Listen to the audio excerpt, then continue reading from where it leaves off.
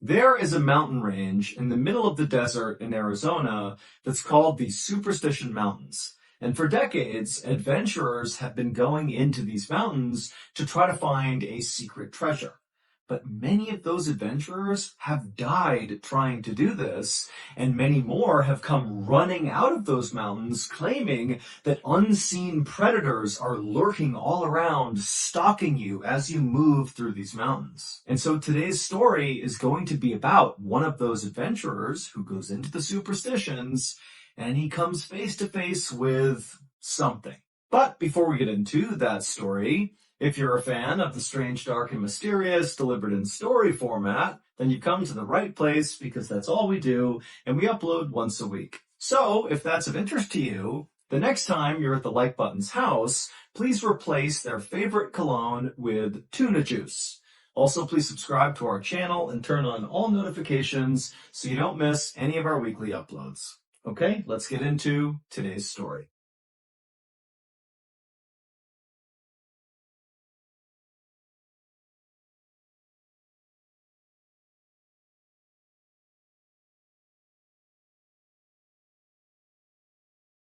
Late on the afternoon of June 14th, 1931, a 59-year-old man named Dr. Adolf Ruth climbed off his donkey that he'd been riding on for hours through the Superstition Mountains in Arizona. Once he was off the animal, the doctor shook his legs to work out the cramps, and then he just took in the scenery all around him, and as he did, he smiled. Now, to the average person, what Dr. Ruth was seeing in front of him would look very impressive. There were all these jagged peaks on either side of him that jutted straight up into the sky that almost looked so steep they couldn't even be climbed. And this mountain range was cut through all over with all these twisting and turning canyons that almost seemed like a maze. Also, high up in these mountains were all these caves where people used to live, but now they were abandoned. In fact, today, if you were to travel through the Superstition Mountains, you could go days without seeing another person. And that was true back in 1931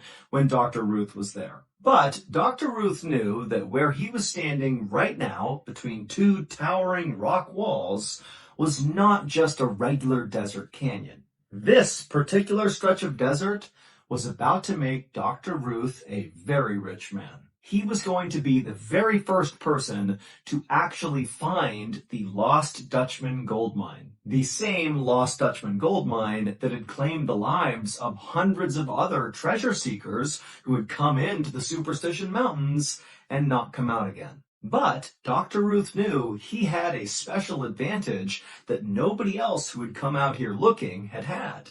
He had a treasure map that was going to show him where this treasure was, and he knew it was right nearby. And without even thinking, he reached into his pack that was slung over his shoulder, and he felt the edges of the treasure map, which was folded up and tucked inside of his notebook. But as Dr. Ruth was daydreaming about finding this treasure, he heard someone grunt from behind him. And suddenly Dr. Ruth pulled his hand out of his pack and he whipped his head around and he looked at the two cowboy guides who had brought him out here. And Dr. Ruth just said, "What?" In Dr. Ruth's daily life, he was a retired veterinarian and a government employee who worked in Washington, D.C. He was a small guy with glasses and he walked with a limp, and he knew these two cowboy guides of his just thought he was some frail old man, and this deeply offended Dr. Ruth. And so, because the doctor totally resented these cowboys, he had told them that, yes, I need your help getting me to a particular spot in the desert, but once I get there, you guys are done. You can leave, I'll pay you, and you can just go away. I'll be fine on my own. And as it happened, they had reached this particular spot, and now Dr. Ruth is looking at these guys like, all right, let's go, get out of here, you don't need to be here anymore. But the cowboys, now that they were at this spot where they're supposed to go back home, they kind of hesitated before they left, because they looked at Dr. Ruth and they did think he was kind of a frail old man, and they knew all about how all these people had died going into this canyon to look for this treasure. And so the cowboy who had kind of cleared his throat and made a noise to get Dr. Ruth to turn around, he chimed in and said, Doctor, I don't know if this is a good idea for you to go in there on your own. And Dr. Ruth, again, is super offended, and he just says to the cowboy, I'm fine. Just go. I'm going to set up camp. I'm good. Get out of here. And then Dr. Ruth pulled out his wallet. He handed some money to the cowboys. The cowboys took the money. They looked at each other and just kind of shrugged. And then the cowboys turned around and began galloping away. And as they did, Dr. Ruth was standing there feeling kind of proud of himself for getting rid of these guys. But as they kind of faded into the distance, Dr. Ruth turned back around and he looked out at the landscape. And suddenly, now that he was actually all alone, a lot of his bravery was now gone. Now he was feeling maybe a little apprehensive. But Dr. Ruth reminded himself that he knew what he was doing. He was not a frail old man, despite the way he looked. He could handle himself, and he certainly knew this area well. He had a map. He'd be in and out. He would get that treasure, and then he'd be rich and famous. And so, with that in mind, Dr. Ruth grabbed his things off the ground, he hopped back on his donkey, and he began slowly marching his way deeper into the canyon. A little while later, as the sun was starting to set, Dr. Ruth decided it was time to stop, and so he stopped his donkey, he hopped off, he found a clearing by the side of the trail, and he began setting up his campsite. And then finally, once the canvas tent was all set up and his campsite was good to go, Dr. Ruth started a small fire, and then he rolled a small boulder in front of the fire, and he sat down on it, and then he reached into his pack, and he pulled out that notebook, and from inside the notebook, he pulled out the old fragile treasure map. Dr. Ruth's son had acquired this treasure map from a man in Mexico, and this man in Mexico apparently got it from a family that used to do mining in the Superstition Mountains, and they had drawn out this map before apparently they were all massacred inside of the Superstitions, but somehow or another, their map they had drawn about where they thought this treasure was had survived, and so Dr. Ruth's son had gotten this map and given it to Dr. Ruth. And so Dr. Ruth held the map up and he stared at it for a second. And as he did, he couldn't help but be drawn to this huge rock formation way off in the distance. So not on the map, but actually in real life, basically far down the canyon, there was just this massive rock formation. And for a second, Dr. Ruth was looking at it, thinking it kind of looked like a huge oversized gravestone. And in a way, it kind of freaked him out. But he looked back at the map and he realized there actually was a drawing on this map that clearly represented this big rock formation. And on the map, it had an arrow pointing to this little drawing, and it said this thing, this big rock formation, was called Weaver's Needle. And according to the map, apparently the treasure was right near Weaver's Needle. And so Dr. Ruth was like, great, tomorrow I'll head straight for Weaver's Needle, I'll find the treasure, and I'll be rich and famous. And on that note, Dr. Ruth folded the map up, he tucked it back into his notebook, put it back in his pack, and then he took his beans and meat off the fire and he began to eat. And as he did, he whistled periodically to fill the silence that was filling the entire canyon.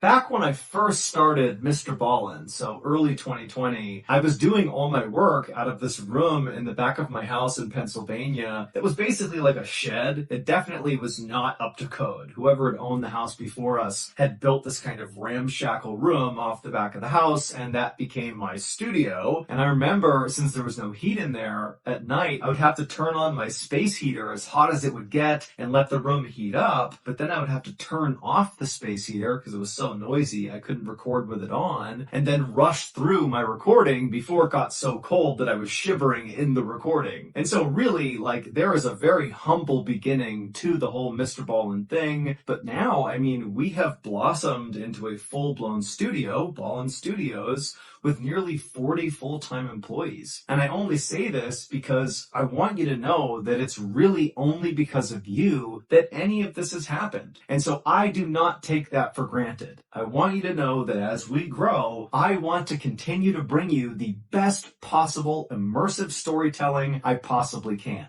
And that brings me to why I'm here today. Well, we have been very lucky to secure a partnership with a masterful storyteller named Rodney Barnes. Rodney Barnes is an award-winning writer, director, producer, comic book creator, and he's made all these genre-defining horror stories about vampires and demons and the occult. And now Rodney Barnes and Ballen Studios are partnering up to make a brand new show hosted by the iconic Rodney Barnes. The show is called Run Fool, and the trailer has already been released. So please, right now, go to wherever you get your podcasts and look up Run Fool and listen to the trailer and get ready for us to drop the first couple of episodes. And those first 2 episodes of Run Fool will drop on Tuesday, November 14th, and then every Tuesday there on out, you will get a brand new Run Fool episode. Thank you all so much, and I can't wait for you to experience the masterful storytelling of the one and only Rodney Barnes. Again, his new show is called Run Fool.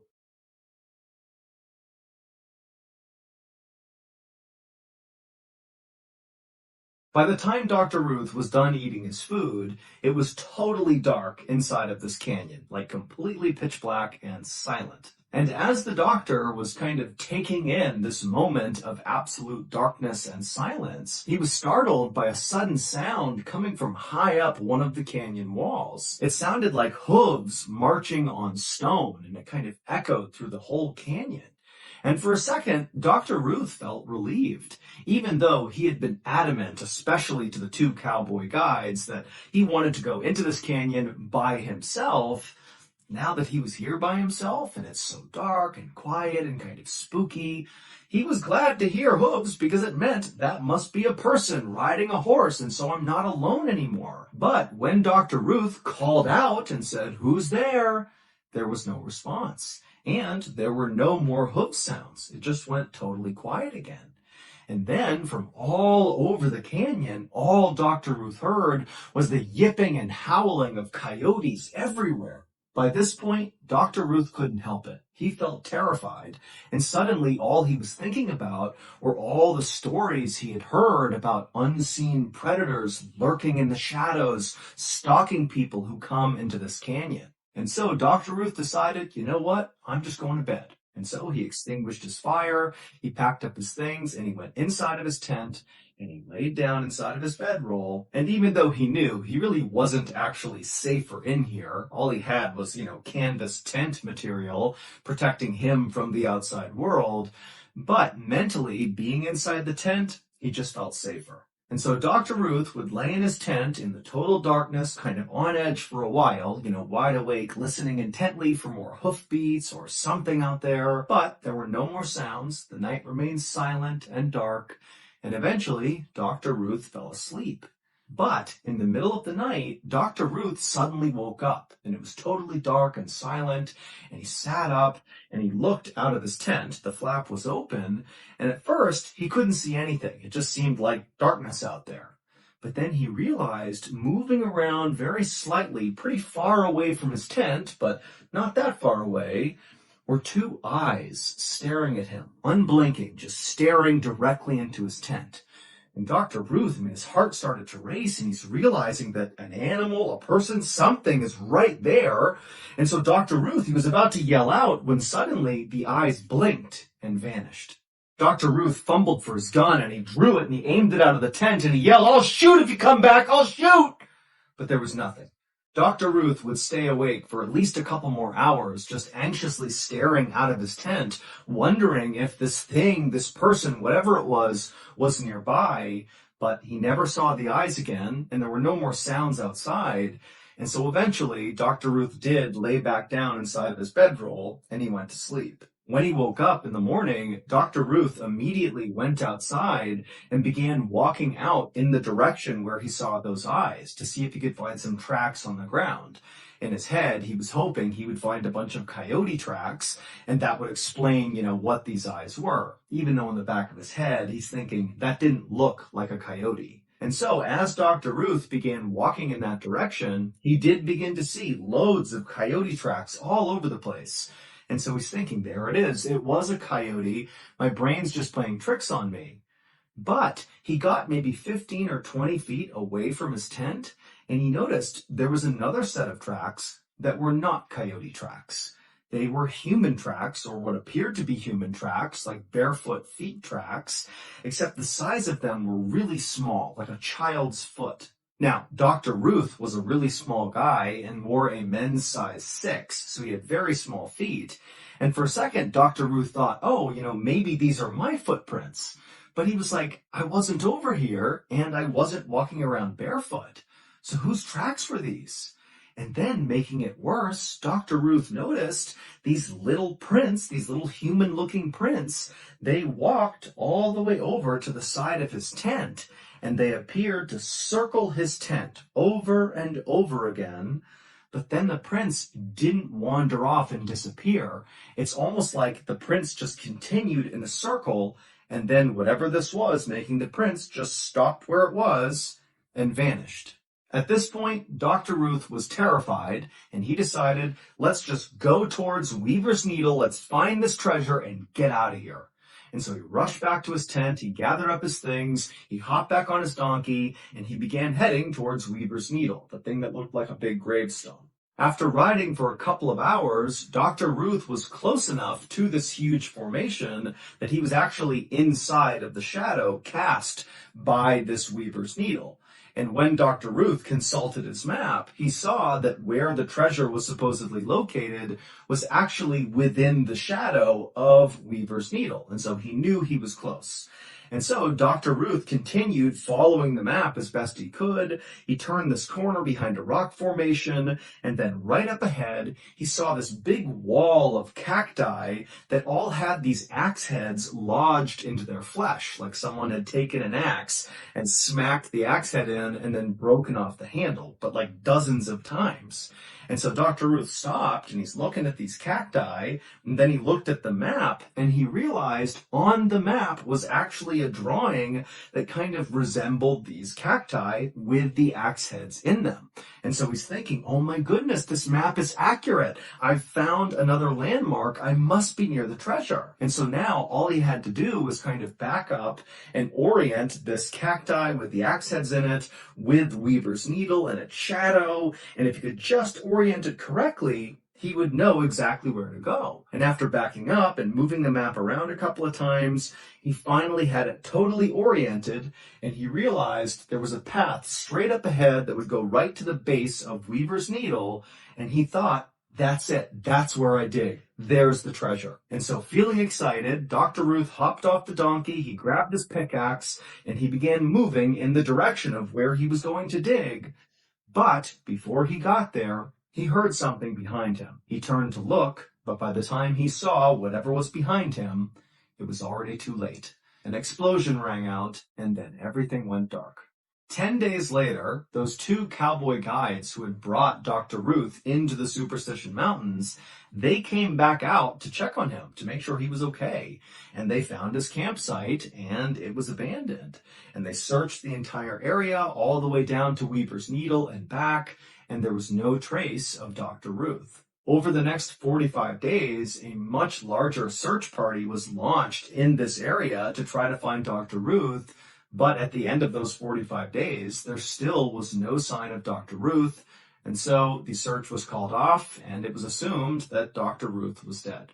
3.5 months after that big search ended, so in December of 1931, another set of explorers were in the Superstition Mountains near Weaver's Needle, the big gravestone-looking rock formation, and they would discover a human skull on the ground. It was Dr. Ruth's skull, and it had 2 gaping holes in the side of it. A month after that, another set of explorers who were in the Superstition Mountains would find the rest of Dr. Ruth's skeleton located approximately 1 mile away from where his head had been found. But while the discovery of Dr. Ruth's body did provide some closure for his family, it actually only deepened the mystery of what the heck is going on in the Superstition Mountains. Because, one, despite the fact that Dr. Ruth's skull had been found with 2 holes in it, and the fact that his skull was found 1 mile away from the rest of the skeleton, authorities who investigated his death quickly said Dr. Ruth died of natural causes, and they closed the case. And the second weird thing that only deepened the mystery was when they were searching Dr. Ruth's campsite, they would find his checkbook. And inside of his checkbook, there was all this writing that was clearly from Dr. Ruth, writing his checks. And then towards the back of this book, there was a relatively fresh-looking message, and the handwriting looked totally different than Dr. Ruth's handwriting, that just said, Veni Vidi Vici, which in Latin means I came, I saw, I conquered. Now, we don't know who wrote this message, but the running theory is whoever very likely killed Dr. Ruth wrote this note inside of his checkbook. But we don't know why they wrote this note. Now, eventually, people began to think that because of this note that was in his checkbook, that suggests that maybe Dr. Ruth really was on the precipice of actually finally finding this treasure, and maybe the stories were right about the Superstition Mountains, that something lurks in the canyon protecting this treasure, and when it saw Dr. Ruth was about to take the treasure, this thing killed Dr. Ruth to stop him, i.e. they came, saw, and conquered Dr. Ruth. Also, adding to the strangeness of this entire story, in 1945, so 13 years after Dr. Ruth's skeleton was discovered, an adventurer named Barry Storm published a book about his journey to try to figure out what actually happened to Dr. Ruth. And he would say in this book that when he went into the Superstition Mountains, somebody started firing a gun at him from off in the distance. And after taking cover and looking, he couldn't see anybody. And then when he began taking steps farther into the canyon to continue to explore, the shots rang out again. And so Barry Storm ultimately fled the Superstition Mountains, and he would tell people that whoever was out there shooting at him, it seemed like they were shooting warning shots at him. Like, if you come any closer, I'll kill you. To this day, no one has ever actually found any hidden treasure in the Superstition Mountains, but about 9,000 people will go out there looking for the treasure every year.